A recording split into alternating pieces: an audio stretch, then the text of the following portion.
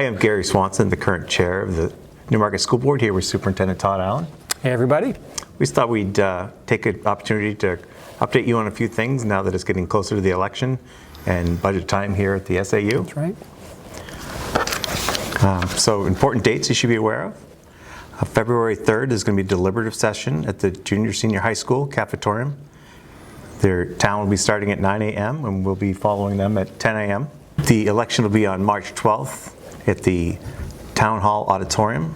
That's from 7 to 7. First thing on the ballot this year will be, as always, the election of school district officers.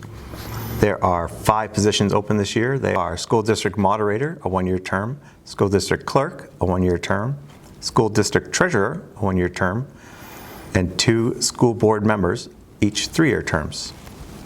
And the second article was the Newmarket proposed operating budget.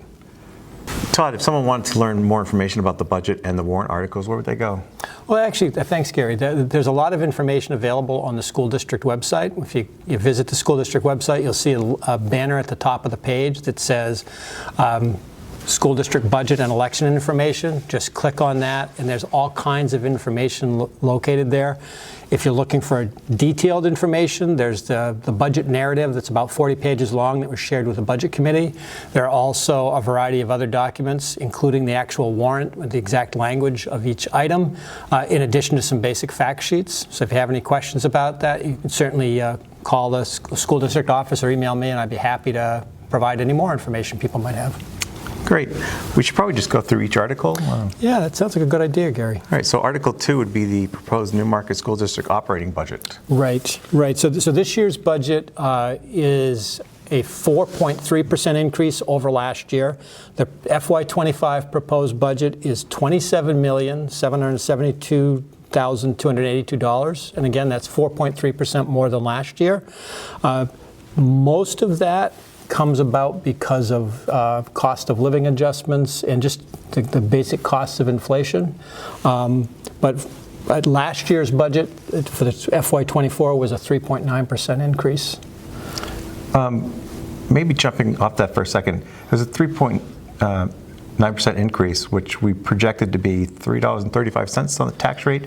Yes, that was the projected amount. And I know we do estimates very far in advance of the actual budget. Do you recall what the actual numbers came in as? Yeah, actually I do, because I'm sure many taxpayers do too, because tax bills are coming due based on that. Yeah, so we had projected the increase being $3.35, and it came in at $2, which is significantly lower than we had projected. That is one of the things that is a bit of a challenge when you're building a school budget. You can project the appropriations, but you can't necessarily project what the revenues are going to be. And in the state of New Hampshire in particular, the revenues from the state can vary quite a bit. So the increase is 4.3%? Correct. Projected. What is that in dollar numbers, dollar figures? Yeah, the total dollar number is equivalent to $1,140,000. And again, there's no question, as a taxpayer, I would understand that is a large number.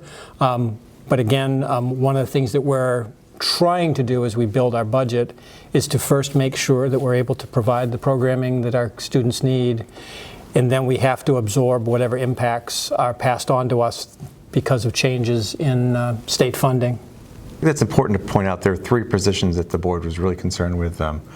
2 had to do with mental health, and the other had to do with special ed care. Yeah. And can you explain what those 3 positions are? Absolutely, yeah. So first of all, there were 2 mental health positions that were in the budget. We have a school social worker position that works with our children and families in need. And then we also have a school counselor who works with at-risk kids. Both of those positions were paid for through our ESSER grant. And the ESSER grant funds run out in September, so in order to keep those positions, we had to find a home for them in our local budget. The other position was a Title I position, which Title I is the program that we use to provide some of our tutoring services. Mm-hmm. And so one of our tutors had to be rolled into the operating budget to maintain that. Mm-hmm. Those 3 positions, were roughly $250,000 to get them all into the local budget. So out of $1,100,000, 250,000 goes towards these positions. Correct. And pretty much everything else of that was simply inflation cost and just increased costs, just because everything costs a little more this year than it did last year. So we have 3 more articles.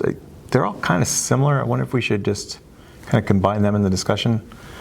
So we have Article 3, which is the appropriation of $200,000 to be added for the School Improvement Capital Reserve Fund. Article 4 is contributing $75,000 out of the year-end fund balance to the Insurance and Benefits Expendable Trust Fund. And Article 5 is contributing $50,000 out of the year-end fund balance to the Special Education Trust Fund. So should we talk, do you want to talk about what those are? Yeah, I mean, one of the reasons. Horrible. One of the reason we have these expendable trust funds is to protect the district against unanticipated costs. So all 3 of these are really geared towards trying to maintain as close to level funding as we can over time. So the capital Article 3, which asks for $200,000 in the capital reserve fund, that's about long-range planning for building maintenance. I mean, one of the things that the town of Newmarket has done wonderfully is support the facilities, and we spent $39 million to renovate both our schools, and they're beautiful schools, but obviously maintaining those long-term is key. So we did do a capital improvement study and determined we had 20 years worth of maintenance costs, and the more we can plan ahead for that, the better it is. So this is an attempt to do that. So we're putting aside $200,000 specifically to protect against future maintenance costs. And those are projected costs, like, for instance, you may not need to paint your house this year, or you may need to paint it in 5 years. You don't know, but we need to plan for those costs. Correct. So basically the idea would be we would be putting away a similar amount of money every year over the 20 years, with the idea that we know we have approximately $5 million worth of maintenance costs that we're going to need to take on, and this will make sure the money is there. And that way we won't be coming back to the voters to say, hey, we had a roof issue, we need an extra whatever for that. We know what it is and we can plan for it. So it makes it level. Same concept really in Article 4 and 5, Gary. Article 4 is really about the benefits that we pay to our teachers. One of the costs that can be unpredicted in a school setting is when the health insurance benefit costs go up, and we have no control over that. Fortunately, this year they didn't go up terribly much, but in past years, last year, for example, it went up over 11%, and in other schools, I've heard rates going up 15% and more. So this fund is to protect us, so if we did get a spike, we could absorb it. Because unfortunately, one of the things that happens is we don't get our rates for our insurance until after our budget has to be resolved. So this is, again, an insurance to protect us against long-term costs. And really, the last article there is similarly another area that can be pricey is special education costs. Obviously, we as a school district want to meet the needs of all of our kids. But if you have a student who has previously not been identified as having a need that turns out to be a fairly costly need, such as an out-of-district placement, it can cost a lot of money. And if you haven't been able to budget for it, that can be very pricey to the district. This Special Education Trust Fund is really protecting us so we have a fund to go to in the event of an unexpected cost. Great. Thank you very much. So again, those are our 5 articles. If people want more information, they can go to the district website Absolutely. Anytime, or certainly contact Superintendent Allen. He's always happy to have a meeting and chat with people. Absolutely. And in fact, it's one of my favorite things to do. So if you have anything that you want to talk about, reach out to my office. Be happy to set up a time to chat with people, whether it's the budget, whether it's anything else in the district. And you're also always welcome to reach out to the school board.